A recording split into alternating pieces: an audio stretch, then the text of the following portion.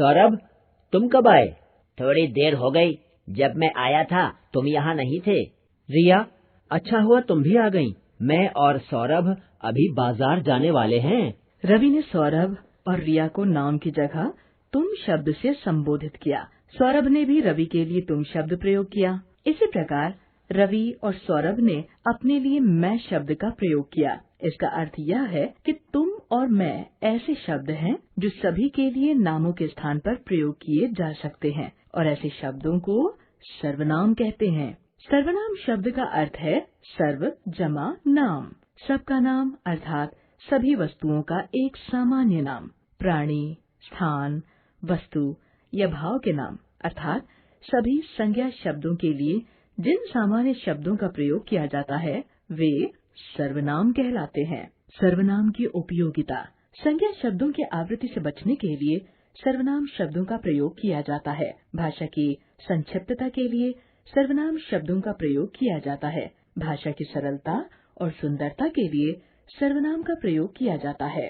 भाषा व्यवहार में कई बार अज्ञात वस्तुओं के लिए जब किसी संज्ञा शब्द का प्रयोग असंभव होता है तब सर्वनाम के प्रयोग द्वारा ही विचारों को व्यक्त किया जाता है। सर्वनाम शब्दों के निम्नलिखित 6 भेद हैं। पुरुषवाचक सर्वनाम, निश्चयवाचक सर्वनाम, अनिश्चयवाचक सर्वनाम, प्रश्नवाचक सर्वनाम, संबंधवाचक सर्वनाम और निजवाचक सर्वनाम। पुरुषवाचक सर्वनाम।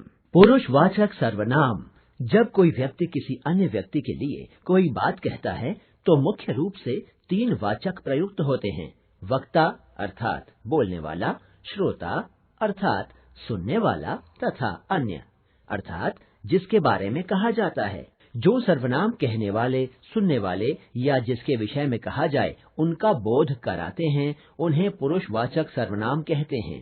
पुरुषवाचक सर्वनाम के मुख्य 3 भेद हैं। उत्तम पुरुषवाचक सर्वनाम, मध्यम पुरुषवाचक सर्वनाम और अन्य पुरुषवाचक सर्वनाम। उत्तम पुरुषवाचक सर्वनाम। बोलने वाला या लिखने वाला व्यक्ति अपने लिए जिन सर्वनामों का प्रयोग करता है वे उत्तम पुरुषवाचक सर्वनाम कहलाते हैं, जैसे मैं, हम सब, हम लोग। मध्यम पुरुषवाचक सर्वनाम। जिसे संबोधित करके कुछ कहा जाए या जिससे बातें की जाएं या जिसके बारे में कुछ लिखा जाए उनके नाम के बदले में प्रयुक्त होने वाले सर्वनाम मध्यम पुरुषवाचक सर्वनाम कहलाते हैं, जैसे तू, तुम, आप लोग, आप सब। अन्य पुरुषवाचक सर्वनाम।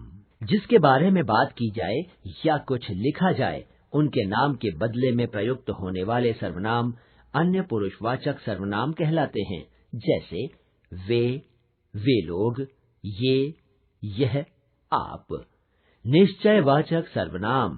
जिन सर्वनामों से निकट या दूर के व्यक्तियों या वस्तुओं का निश्चयात्मक बोध होता है उन्हें निश्चयवाचक सर्वनाम कहते हैं, जैसे यह, वह, यही, वही, इसी, उसी, उन्हीं। उदाहरण, तुम्हारी कलम यह नहीं वह है, केवल यही घड़ी मुझे पसंद है, मैंने तुम्हें नहीं उसे बुलाया है, केवल यही मेरी सहायता कर सकता है। अन्य पुरुषवाचक तथा निश्चयवाचक सर्वनाम में अंतर। अन्य पुरुषवाचक सर्वनाम किसी अन्य अर्थात जिसके बारे में बात की जा रही है उसके लिए प्रयुक्त होता है, किंतु निश्चयवाचक सर्वनाम किसी व्यक्ति या वस्तु की निश्चितता को व्यक्त करने के लिए प्रयुक्त होता है। कुछ लोग इसे संकेतवाचक सर्वनाम भी कहते हैं। अनिश्चयवाचक सर्वनाम। जिन सर्वनामों से किसी व्यक्ति, वस्तु या स्थान का कोई निश्चित बोध नहीं होता है वे अनिश्चयवाचक सर्वनाम कहलाते हैं। इनका प्रयोग अज्ञात या अनिश्चित संज्ञा शब्दों के लिए होता है, जैसे कोई, कुछ, किसी, किन्हीं, कहीं, कभी।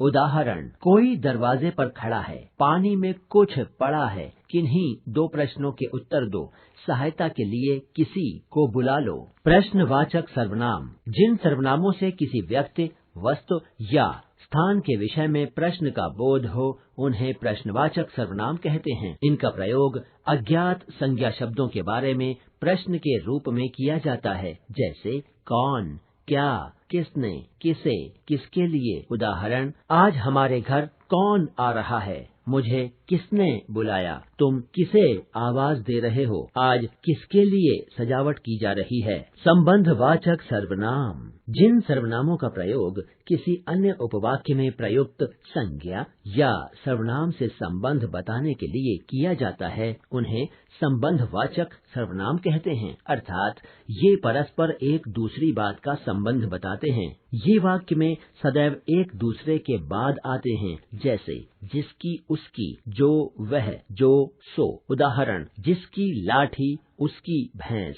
जो मेहनत करेगा वह सफल होगा, जो सोएगा सो खोएगा।